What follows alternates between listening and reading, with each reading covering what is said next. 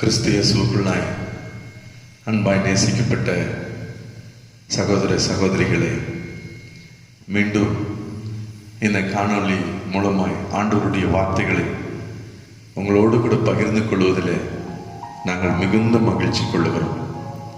நீங்கள் எங்களோடு கூட தொடர்பு கொண்டு இந்த ஆண்டவருடைய வார்த்தையினாலே நாங்கள் ஆசீர்வதிக்கப்பட்டோம் என்று எங்களோடு கூட நீங்கள் சொன்ன அந்த வார்த்தைகளை கேட்டு கர்த்தரை நாங்கள் மகிமைப்படுத்துகிறோம்.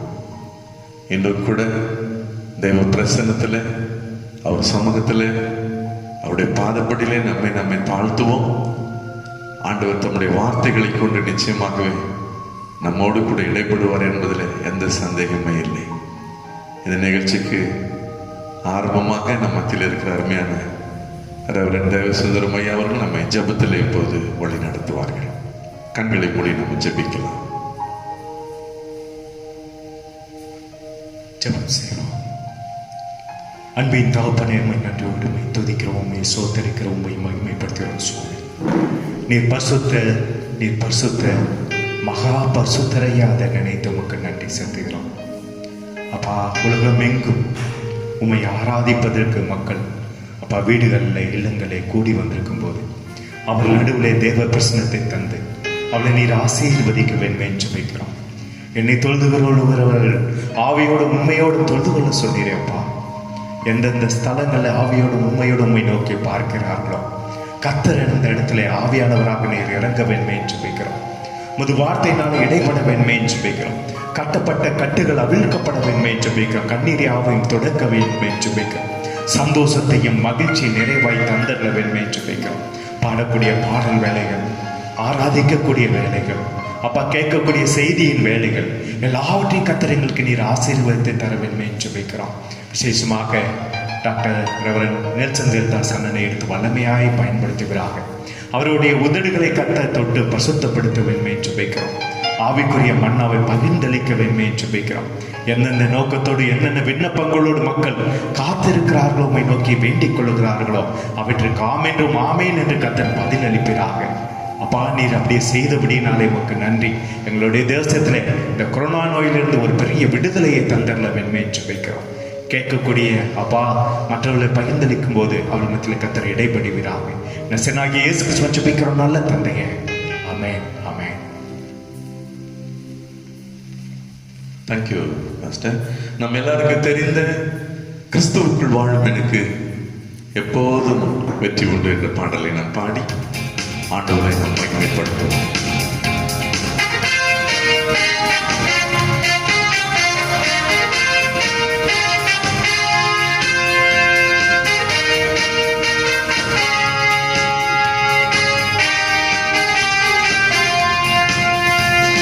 கிறிஸ்துவுக்குள் வாழும் எனக்கு எப்போதும் வெற்றி உண்டு. கிறிஸ்துவுக்குள் வாழும் எனக்கு எப்போதும் வெற்றி உண்டு. வெற்றி உண்டு, வெற்றி உண்டு, வெற்றி உண்டு, எனக்கு வெற்றி உண்டு, வெற்றி உண்டு, வெற்றி உண்டு, வெற்றி உண்டு, வெற்றி உண்டு, வெற்றி உண்டு, எனக்கு வெற்றி உண்டு, வெற்றி உண்டு, வெற்றி உண்டு. சாத்தானின் அதிகாரம் எல்லாம் என்னை பறித்துக் கொண்டார், சிலுவையில் அறைந்து விட்டார், இயேசு காலாலை மிதித்து விட்டார்.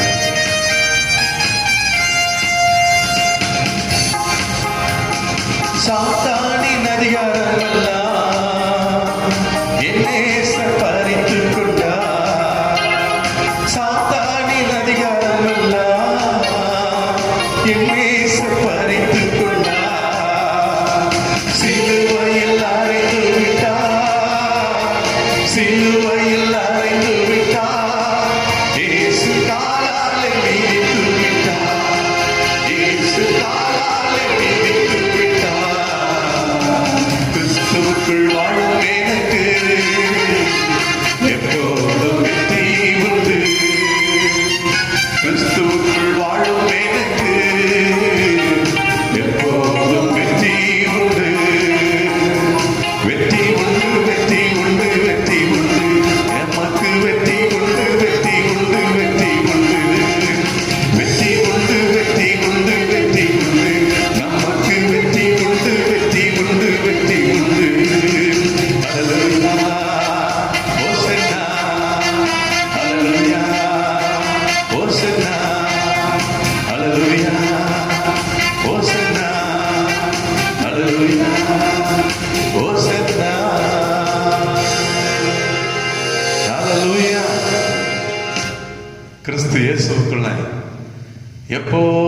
நமக்கு ஜெயம் கொடுக்கிற தேவனுக்கு ஸ்தோத்திரம் என்று சொல்லி ஆண்டவருடைய வசனம் சொல்லுகிறது.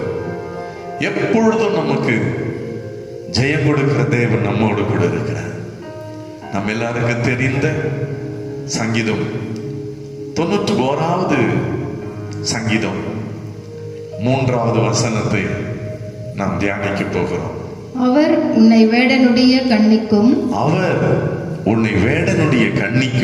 பாழாக்கும் கொள்ளை நோய்க்கும் தப்புவிப்பார். பாழாக்கும் கொள்ளை நோய்க்கும் உன்னை தப்புவிப்பார்.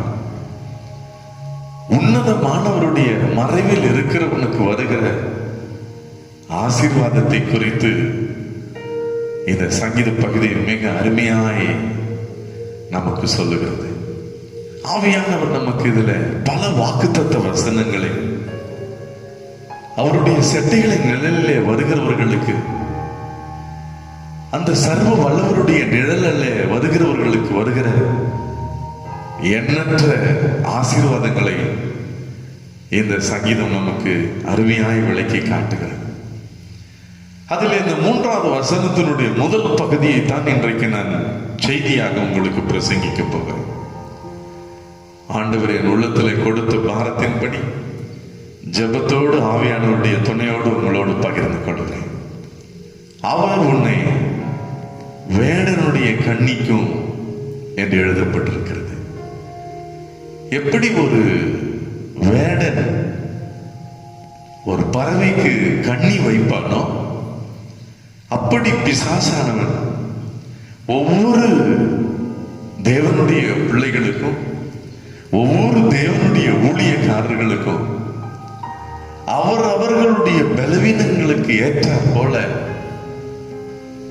கண்ணி வைத்து அவர்களை விசுவாசத்தில் விழத்தள்ளி தேவனை விட்டே அவன் பிரிக்கிறான். ஒவ்வொருவருக்கும் பிசாசானவன் பல விதங்களிலே இன்றைக்கு கண்ணி வைக்கிறான். என் அன்பு தேவனுடைய பிள்ளைகளே, ஆவியானவர் இன்னைக்கு நம் ஒவ்வொருவரையும் அவர் எச்சரிப்பாய், ஜாக்கிரதையாய் நம்ம எப்போதும் விழித்திருக்க வேண்டும் என்று சொல்லி இந்த வார்த்தைகளை நமக்கு சொல்லுகிறார். வேடனுடைய கண்ணி என்று சொல்லி அங்கே வேதம் சொல்லுகிறது. பாருங்கள், வேதத்தில் முதல் தேவனால் உண்டாக்கப்பட்ட ஆதாம் ஏவாள் பிசாசு அவர்களுக்கு எப்படி கண்ணி வைத்த, நேரடியாக அந்த சர்ப்பத்தின் மூலமாக போய் ஏவாளோடு கூட பேசி அந்த விளக்கப்பட்ட கனியை நீங்கள் புசிக்கலாம், அந்த கனியை புசிக்கும் நாளிலே நீங்கள் சாக மாட்டீர்கள். தேவன் சொன்னார் நீங்கள் சாகவே சாவீர்கள் என்று. ஆனால் பிசாசு ஒரு கண்ணியை போல நீங்கள் சாக மாட்டீர்கள், நீங்கள் தேவர்களுக்கு ஒப்பாக மாறுவீர்கள், உங்களுடைய கண்கள் திறக்கப்படும் என்று சொல்லி கண்ணி வைத்து பொய் சொல்லி அவர்களை ஏமாற்றி வஞ்சித்தார். அந்த ஏவாள் தேவனுடைய வார்த்தைக்கு கீழ்ப்படியாமல் பிசாசனுடைய வார்த்தைக்கு அங்கே கீழ்ப்படிந்தார். தேவனால் விளக்கப்பட்ட அந்த கனியை புசித்து தான் புசித்ததும் அல்லாமல் தன்னுடைய கணவனாகிய ஆதாமுக்கும் அதை கொடுத்தார். அதனால் வந்ததெல்லாம் என்ன? பாவம். ஆண்டவருடைய வார்த்தையை மீறினாலே, அந்த மீறுதலினாலே வந்த பாவம், சாபம், வியாதி, மரணம், பிசாசின் அடிமைத்தனம். பாருங்கள், பிசாசு அவன் பொய்யன், அவன் பொய்க்கு பிதா. அவன் பொய் சொல்லி நம்ம ஏமாற்றுவான், வஞ்சிப்பான். அவன் பொய்க்கு பிதாவாய் இருக்கிறான் என்று இயேசு ஆண்டவர் பிசாசை குறித்து சொன்னார். அந்த ஆதாம் ஏவாளுக்கு பிசாசு வைத்த அந்த கண்ணியில அவர்கள் விழுந்து போனார்கள். இன்றும் கூட கர்த்தருடைய வார்த்தைக்கு நாம் எப்போதும் கீழ்ப்படுகிற மக்களாய், சாத்தானை எதிர்த்து நிற்கிற மக்களாய் வேதம் சொல்லுகிறது, தேவனுக்கு கீழ்ப்படிந்திருங்கள், சாத்தானுக்கு எதிர்த்து நில்லுங்கள், அப்போது அவன் உங்களை விட்டு ஓடி போவான் என்று.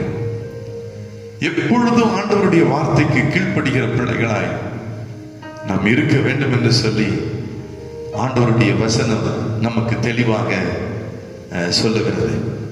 அன்புக்குரியவர்களே, இதனாலே முழு உலகமும் சபிக்கப்பட்டது. ஆதாம் ஏவாளுக்கு பிசாசு வைத்த அந்த கண்ணி ஒரே மனுஷனாலே இந்த முழு உலகத்துக்குள்ளும் சாபமும் மரணமும் வந்தது. அப்படிப்பட்ட ஒரு மனுஷனாலே வந்த அந்த பாவத்தை, சாபத்தை, மரணத்தை முறித்து அதிலிருந்து நம்மை ரட்சிக்கத்தான் ரட்சகராக மேசியாவினுடைய வாக்கு தத்துவம் அப்பொழுதே கொடுக்கப்பட்டு, அவர் வந்து உன் தலையை நசுக்குவார் என்று தேவன் அப்போது வாக்கு கொடுத்தார். அன்புக்குரியவர்களை, இரண்டாவதாக நம்முடைய முற்பிதாவினுடைய வரிசையில வரவேண்டிய ஏசா. பாருங்கள், ஏசாவுக்கு ஆதியாகமம் 25ஆம் அதிகாரம் 32வது வசனத்தை நீங்கள் வாசித்து பாருங்கள். அதற்கு ஏசா இதோ நான் சாக போகிறேனே, இந்த சிரேஷ்ட புத்திர பாகம் எனக்கு என்னத்திற்கு என்றான். பாருங்கள், ஏசாவுக்கு இந்த சிகப்பு கூழ் ஒரு கன்னியாக பிசாசு வைத்தான். அற்ப கூழுக்காக, அற்ப ஒருவேளை போஜனத்துக்காக தேவன் கொடுத்த ஒரு விசேஷித்த சிரேஷ்ட புத்திர ஆசீர்வாதத்தை அவன் அலட்சியம் பண்ணி அதை அவன் விற்று போட்டான் என்று சொல்லி வேதம் சொல்லுகிறது. அவன் சொல்லுகிறான், இந்த சிரேஷ்ட புத்திர பாகம் எனக்கு என்னத்திற்கு? அப்படியானா அவன் அந்த சிரேஷ்ட புத்திர பாகத்தை மாத்திரம் அலட்சியம் பண்ணவில்லை, அதை கொடுத்த தேவனையே அவன் அலட்சியம் பண்ணினான் என்று சொல்லித்தான் அர்த்தம்.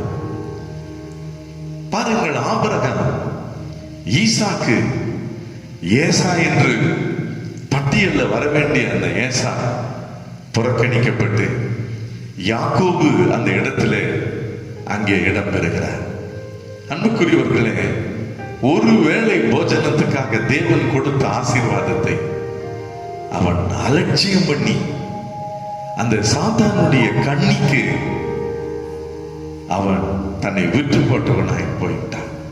எத்தனை பரிதாபமான ஒரு சூழ்நிலை பாருங்கள்.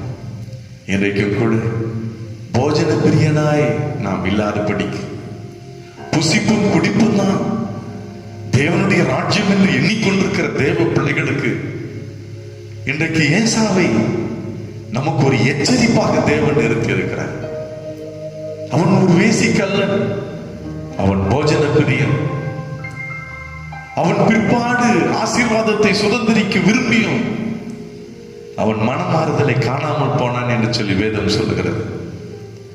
ஆகவே நமக்கு கொடுக்கப்பட்டிருக்கிற இந்த நாளிலே ஆண்டவரை தேடி உலகத்தை வெறுத்து நாம் போஜன பிரியர்களா இல்லாதபடி, வேதம் சொல்லுகிறது, அவர்களுடைய தேவன் அவர்கள் வயிறு என்று வயிற்றுக்காக கொலை கூட செய்வார்கள்.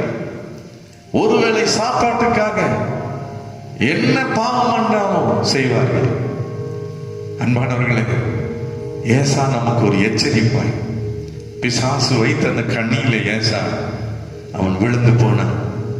மூன்றாவதாக ஆகானுக்கு என்ன பிசாசு கண்ணி வைத்தான்? பாபிலோனிய சாமை, எரிகோ பட்டணம். அது கர்த்தர் உங்கள் கையிலே கொடுப்பார், ஆனால் அதில் இருக்கிற ஒன்றையும் நீங்கள் கொண்டு வரக்கூடாது என்று ஆண்டவர் கட்டளையிட்டு இருந்தார். காரணம், அது சாபத்தீடானது. அதில் இருந்து ஒன்றையும் நீங்கள் கொண்டு வரக்கூடாது என்பது தேவனுடைய கட்டளை. ஆனால் பாருங்கள், ஆகான் யோசுவாவின் புத்தகம் 7ஆம் அதிகாரத்தில் 21வது வசனம் சொல்லுகிறது, கொள்ளையிலே நேர்த்தியான ஒரு பாபிலோனிய சால்வையையும் 200 வெள்ளி சேக்கலையும் 50 சேக்கல் நிறையான ஒரு பொன் பாலத்தையும் நான் கண்டு கண்டு அவைகளை இச்சித்து எடுத்துக்கொண்டேன். கர்த்தர் அருவருக்கிற சாபத்தீடான அந்த பாபிலோனிய சால்வை, வெள்ளி, பொன் பாலத்தை யாருக்கும் தெரியாமல் கொண்டு வந்து அவனோட புதைத்து வைத்திருந்தான். அன்புக்குரியவர்களே, அதனால் நடந்தது என்ன தெரியுமா? அடுத்து அவர்கள் ஆயி பட்டணத்தை அவர்கள் ஜெயிக்க வேண்டும். ஆயி பட்டணத்தை வேவு பார்க்கும்போது அது ஒரு சின்ன பட்டணம், எரிகோ போல பெரிய பட்டணம் அல்ல. ஒரு 2000 பேர் அல்லது 3000 பேர் போனாலே அந்த பட்டணத்தை ஜெயித்து விடலாம் என்று சொல்லுகிறார்கள். அப்படி மிக சுலபமாய் இந்த சின்ன ஆயி பட்டணத்தை நாம் வென்று விடலாம் என்று சொல்லி போகிறார்கள். ஆனால் அந்தோ மகா பெரிய சங்காரம், மகா பெரிய ஒரு தோல்வி. சத்துருக்களுக்கு முன்பாக முதுகு காட்டி இஸ்ரவேலர் அங்கே முறிந்தோடி போகிறார்கள். யோசுவா தேவ சமூகத்தில் அவருடைய பெட்டிக்கு முன்பாக வந்து சாயங்காலம் மட்டும் விழுந்து கிடக்கிறான். இப்படி இந்த தோல்வியை கேட்கிற மற்ற ஜாதிகள், கானானியர்கள் எல்லாம் எங்களை சுலபமாய் வீழ்த்துவார்களே. ஆண்டவர் சமூகத்தில் அவன் அழுதுகிறான். அப்போதான் கர்த்தர் சொல்லுகிறார், எழுந்திரு யோசுவாவே, நீ எழுந்திரு. இஸ்ரவேலர் பாவம் செய்தார்கள் என்று சொன்னார். சாபத்தீடானது இஸ்ரவேலுடைய பாளையத்துக்கு வந்தது என்று ஆண்டவர் சொன்னார். அப்பொழுதுதான் கண்டுபிடித்து ஆகான் இந்த பாபிலோனிய சால்வை, வெள்ளி, பொன் பாலத்தை எல்லாம் அவன் புதைத்து வைத்திருக்கிறதை கண்டுபிடித்து பாளையத்துக்கு புறம்பாக்கி அவனையும் அவன் குடும்பம், அவன் பிள்ளைகள், இந்த சாபத்தீடான பொருட்கள், அவனுக்கு உண்டான எல்லா மிருக ஜீவன்கள் அத்தனையும் அங்கே கல்லெறிந்து கொன்று அங்கே சுட்டி நிற்கிறார்கள். அப்பொழுதுதான் கர்த்தருடைய கோபம் நீங்கி மறுபடியும் ஆயி பட்டணத்தின் மேலே அவர்களுக்கு ஆண்டவர் ஜெயத்தை கொடுக்கிறார்.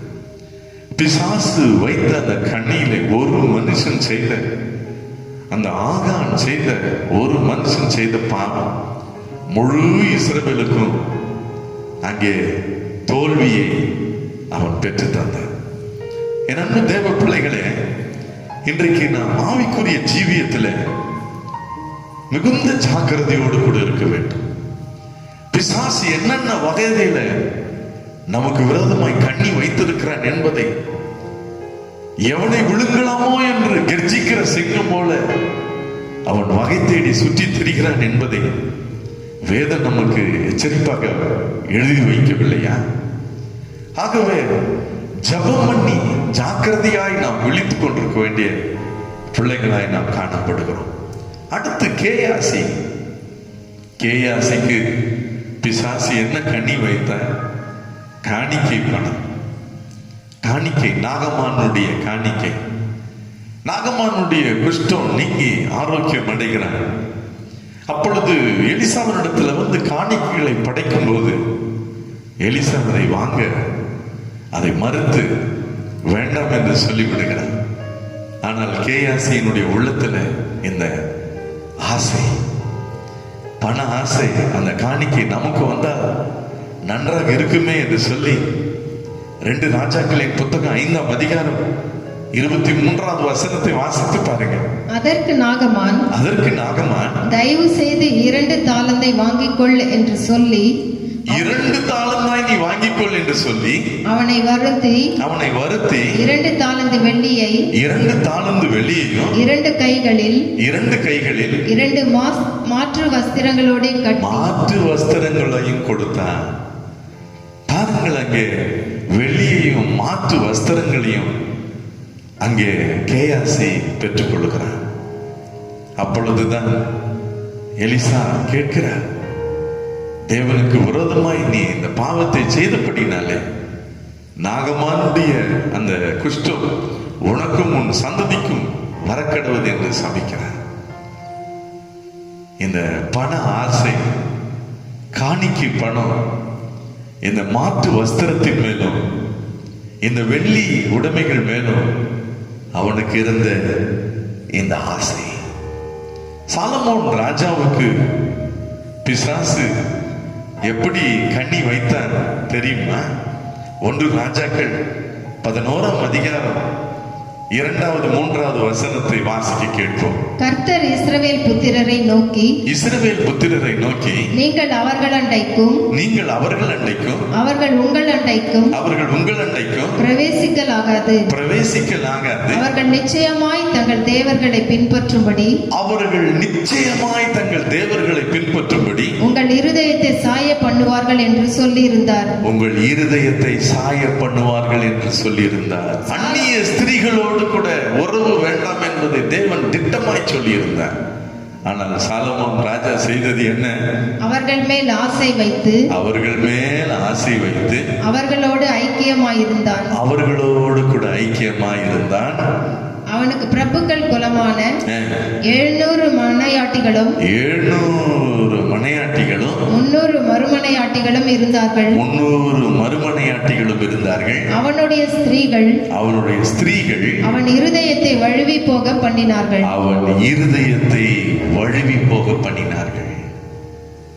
தேவனை விட்டு வழிவிலக பண்ணுகிற இந்த அந்நிய ஸ்திரீகள் சாலமோனுக்கு கண்ணியாக இருந்தது.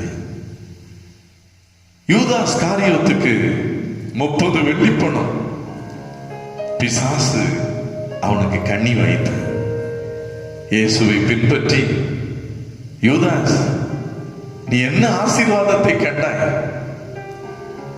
நீ என்ன வசதியான வாழ்க்கை நீ அனுபவித்தாய்? இயேசு ஆண்டவருடைய சீடனா இருந்து இயேசு ஆண்டவருடைய ஊழியத்தை செய்து நீ என்ன அனுபவித்தாய்? இயேசுவை காட்டிக் கொடு. அப்போது 30 வெள்ளிப்பணம். பாருங்கள், பிசாசு யூதாசை தூண்டினான். 2வதாக வேதம் சொல்லுகிறது, பிசாசு அந்த யூதாசுக்குள் புகுந்தான் என்று. போய் இயேசுவை காட்டி கொடுத்து அந்த 30 வெள்ளிப்பணத்தை அவன் பெற்றான். இப்படி வேதத்திலே பிசாசு அநேகருக்கு கண்ணி வைத்து வீழ்த்தி இருக்கிறார்.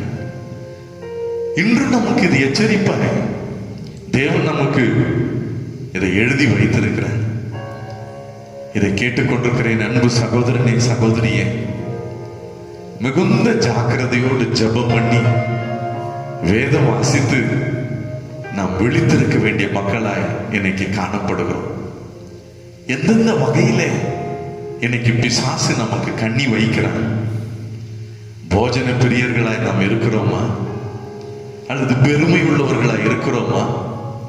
அல்லது பண ஆசை உள்ளவர்களாய் இருக்கிறோமா?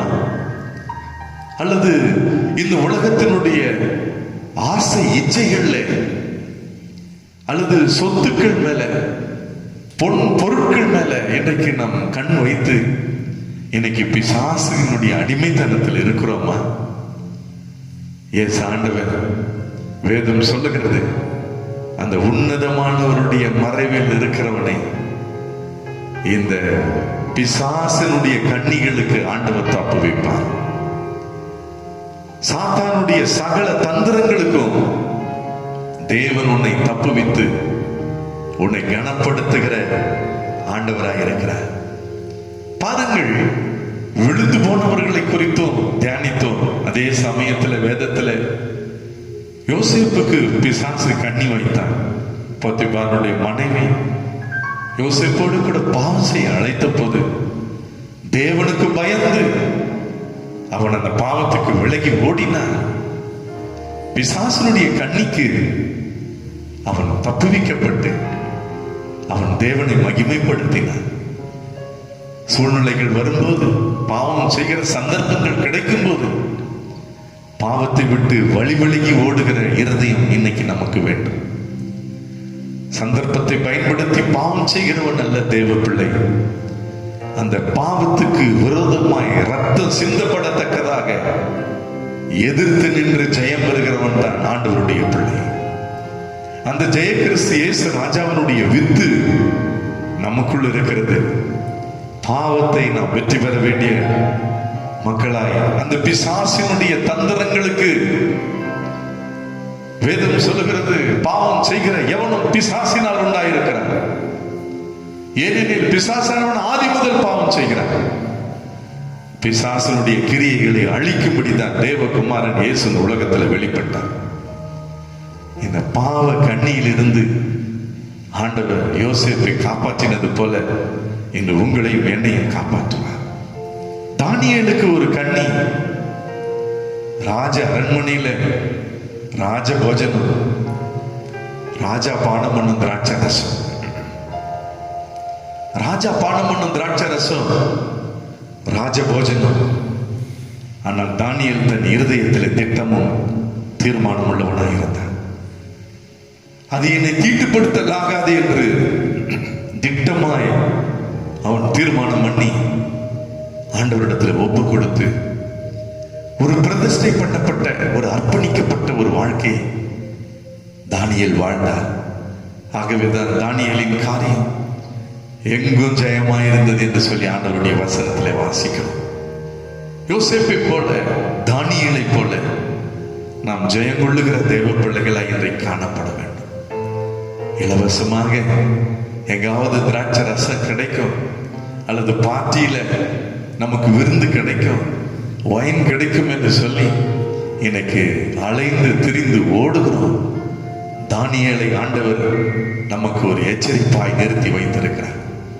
ஒரு இருதயத்திலே ஒரு தீர்மானம் பண்ணப்பட்ட ஒரு வாழ்க்கை நீங்களும் நானும் வாழ வேண்டும்.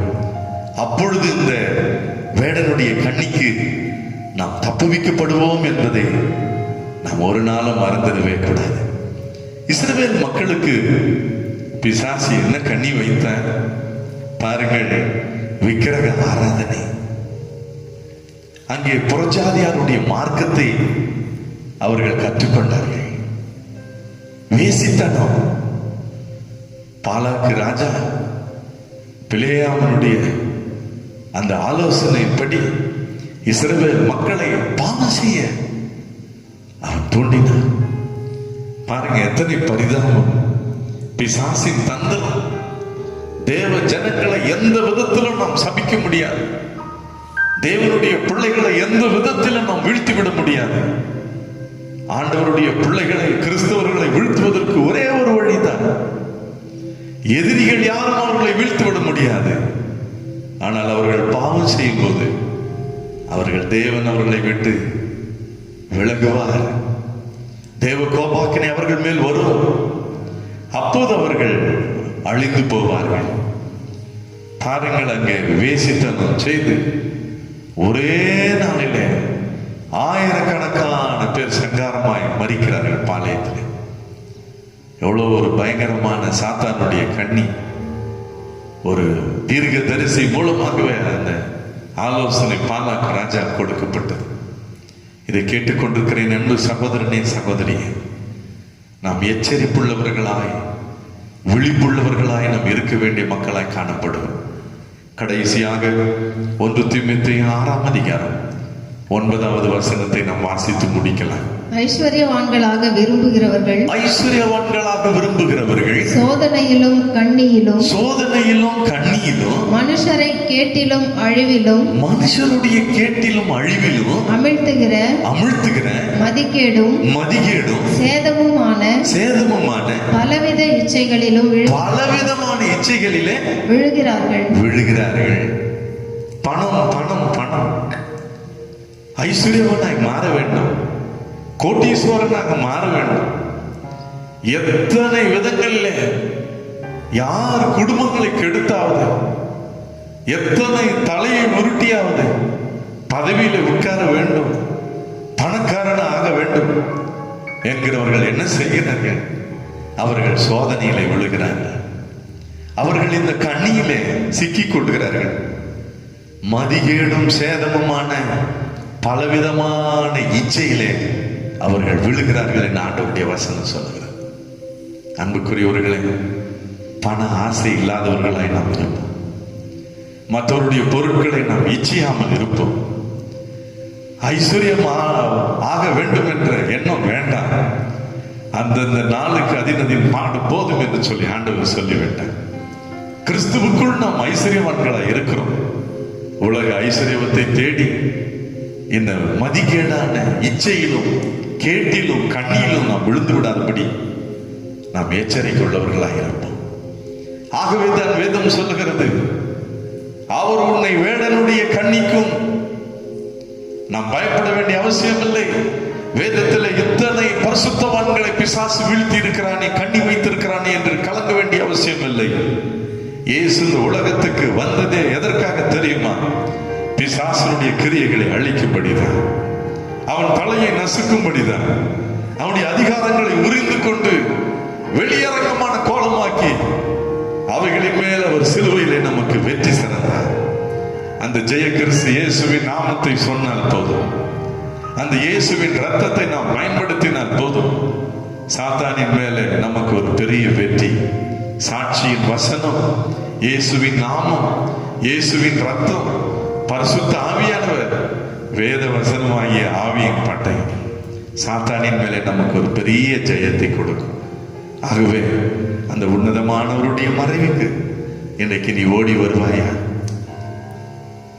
சர்வ வல்லவருடைய அந்த நிழலுக்கு இன்று நீ ஓடி வருவாயா? உனக்கு ஒரு பாதுகாப்பு, உன்னை எல்லா தீங்குக்கு விலக்கி, உன்னை எல்லா மரணத்துக்கும் தப்புவித்து, ஆபத்து காலத்துல கூட அவர் உன்னோடு இருந்து உன்னை தப்புவித்து அவர் கனப்படுத்துவார். அவருடைய சமூகத்தில் நம்மை தாழ்த்துவோம். ஆண்டவருடைய ஆசீர்வாதங்களை நாம் பெற்றுக்கொள்வோம். கண்களை மூடி நம்ம ஜெபிக்கலாம். தகப்பனே, கேட்ட சத்தியத்துக்காக நன்றி அப்பா. உன்னதமானவருடைய மறைவுக்குள்ளாய், சர்வ வல்லவருடைய நிழலுக்குள்ளாய் எங்களை நாங்கள் ஒப்புக் கொடுக்கிறோம். அப்பொழுது வேடனுடைய கண்ணிக்கும் பாழாக்கும் கொள்ளை நோய்க்கும் நீர் எங்களை தப்புவிப்பீர் என்ற அந்த வாக்கு தத்துவத்துக்காய் நன்றி அப்பா. ஒவ்வொரு நாளும் நாங்கள் ஆண்டவரே வேதம் வாசித்து ஜெபித்து தேவ சமூகத்திலே காத்திருந்து பரிசுத்த ஆவியானவருடைய துணையோடு கூட இந்த சாத்தானை ஜெயித்து சாத்தானுடைய சகல தந்திரங்களை ஆண்டவரை நாங்கள் அறிந்து ஜெயம் கொண்ட பரிசுத்தவான்களாய் நாங்கள் ஆண்டவரை வாழ தூய ஆவியானவர் தாமே எங்களுக்கு உதவி செய்யும். வசனத்தை கேட்டுக்கொண்டிருக்கிற ஒவ்வொருவர் மேலும் நம்முடைய காயப்பட்ட கராமரட்டும். இயேசுவின் ரத்தத்தை ஒவ்வொருவர் மேலும் தெளிக்கிறேன். எல்லா தீங்குக்கும் அவர்களை விலக்கிக்கார். அவருடைய குடும்பங்களை பாதுகாத்துக் கொள்ளும், பிள்ளைகளை பாதுகாத்துக் கொள்ளும். அந்த குடும்பத்தின் மேல் கர்த்தருடைய பாதுகாப்பு இருக்கட்டும். பிதா குமாரன் பரிசுத்தாவின் நாமத்தினால அவளை வாழ்த்தி ஆசீர்வதிக்கிறேன். இயேசு ராஜாவின் மூலம் ஜெபிக்கிறேன்.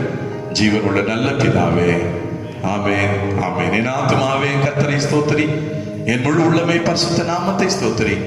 என் ஆத்துமாவே கர்த்தரை ஸ்தோத்திரி, கர்த்தர் செய்த சகல உபகாரங்களையும் மறவாதே. ஆமென். அவர் உன்னை வேடனுடைய கண்ணிக்கும் பாழாக்கும் கொள்ளை நோய்க்கும் தப்புவிப்பார் என்று சொல்லி வாக்கு கொடுத்த அருமை ஆண்டவராகிய இயேசுவின் கிருபையும் பிதாவாகிய தேவனுடைய அன்பு பரிசுத்த ஆவியானுடைய அன்பு ஐக்கியம் இடத்துல பாதுகாப்பு நம் அனைவரோடும் இன்றும் இந்த சதா காலம் தங்கியிருந்து கர்த்தர் தாமே நம்மை ஆசீர்வதித்து காப்பாராக. ஆமென், ஆமென். God bless you all. God bless you. என் அன்பு சகோதர சகோதரிகளே, இந்த நிகழ்ச்சியை நீங்கள் கேட்டு தேவனுடைய ஆசீர்வாதத்தை பெற்று எங்களோடு கூட தொடர்பு கொள்ளுங்கள். கீழே கொடுக்கப்படுகிற எங்களுடைய தொலைபேசி அந்த எண்ணிற்கு நீங்கள் தொடர்பு கொள்ளுங்கள். ஆண்டவருடைய நாம மகிமைக்காக இதை சப்ஸ்கிரைப் பண்ணுங்கள். இதன் மூலமாக தேவனுடைய நாமம் உயர்த்தப்படும். மறுபடியும் அடுத்த செய்தியிலே உங்களை நான் சந்திக்கிறேன். God bless you. God bless you.